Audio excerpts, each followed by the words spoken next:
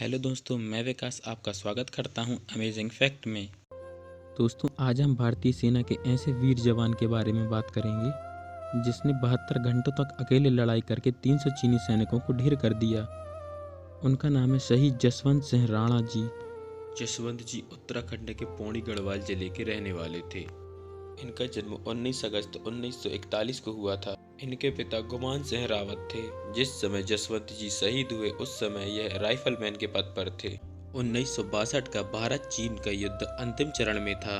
14,000 feet की ऊंचाई पर करीब 1,000 किलोमीटर क्षेत्र में फैली अरुणाचल प्रदेश स्थित भारत चीन सीमा युद्ध का मैदान बनी हुई थी।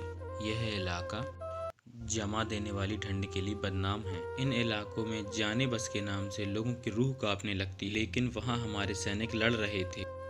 चीनी सैनिक अरुणाचल प्रदेश के तवांग से आगे तक पहुंच गए थे। भारतीय सैनिक भी उनका डटकर सामना कर रहे थे।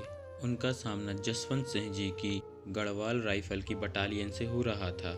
लड़ाई के बीच में ही संसाधनों और सैनिकों की कमी का हवाला देते हुए बटालियन को वापस बुलवा लिया गया, लेकिन जसवंत जी ने वहीं रुकने का और चीनी सैनिकों का डटकर मुकाबला करने का फैसला किया। स्थानीय लोगों के अनुसार उन्होंने अरुणाचल प्रदेश की मोनपा जनजाति की 2 लड़कियों की मदद से फायरिंग ग्राउंड बनाया और 3 स्थानों पर मशीन गन व टैंक रखे। उन्होंने ऐसा चीनी सैनिकों को भ्रम में रखने के लिए किया ताकि चीनी सेना यह समझे कि भारतीय सेना बड़ी संख्या में तीनों स्थान से हमला कर रही है। नूरा और सेला मोनपा जनजाति की 2 लड़कियों के साथ जसवंत जी तीनों स्थान पर जा जाकर फायरिंग करते रहे। इससे बड़ी संख्या में चीनी सैनिक मारे गए। इस तरह वह 72 घंटे यानी 3 दिनों तक चीनी सैनिकों को चकमा देने में कामयाब रहे, लेकिन दुर्भाग्य से उनकी राशन पूर्ति करने वाले शख्स को चीनी सैनिकों ने पकड़ लिया। उसने चीनी सैनिकों को जसवंत सिंह जी के बारे में सारी बातें बता दी। इसके बाद चीनी सैनिकों ने 17 नवंबर 1962 को जसवंत जी को चारों ओर से घेर लिया और हमला कर दिया। इस हमले में सेला मारी गई और नूरा को चीनी सैनिकों ने जिंदा पकड़ लिया। जब जसवंत जी को एहसास हो गया कि उनको पकड़ लिया जाएगा, उन्होंने युद्ध बंदी बनने से बचने के लिए खुद को गोली मार ली। सेला की याद में एक दर्रे का नाम सेला पास रख दिया गया। कहा जाता है कि चीनी सैनिक उनके सिर को काटकर ले गए थे, लेकिन बाद में उन्होंने वापस कर दिया।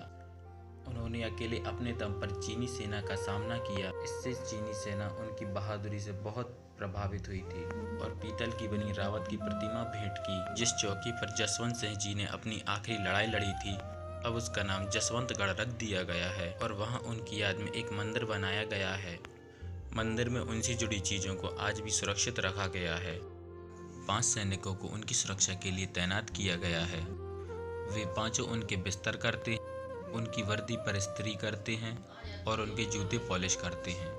सुबह 4 बजे उनके लिए बेड टी, 9 बजे नाश्ता और शाम 7 बजे उनके लिए खाना रखते हैं। उनको मृत्यु के बाद भी प्रमोशन मिलता है। राइफलमैन से वह प्रमोशन पाकर अब मेजर जनरल बन गए हैं।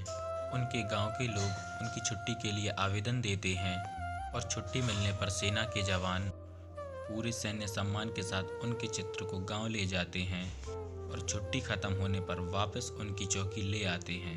सेना के जवानों का मानना है कि अब भी उनकी आत्मा चौकी की रक्षा करती है।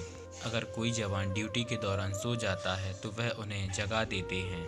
उनके नाम के आगे अभी भी शहीद नहीं लगाया जाता और यह माना जाता है कि वह अभी भी ड्यूटी पर हैं। देश के जाबाज सिंह जसवंत सिंह रावत पर अविनाश ध्यानी ने एक फिल्म भी बनाई है जिसका नाम 72 hours martyr who never died है। इस फिल्म में अविनाश ध्यानी जसवंत सिंह जी के किरदार में हैं।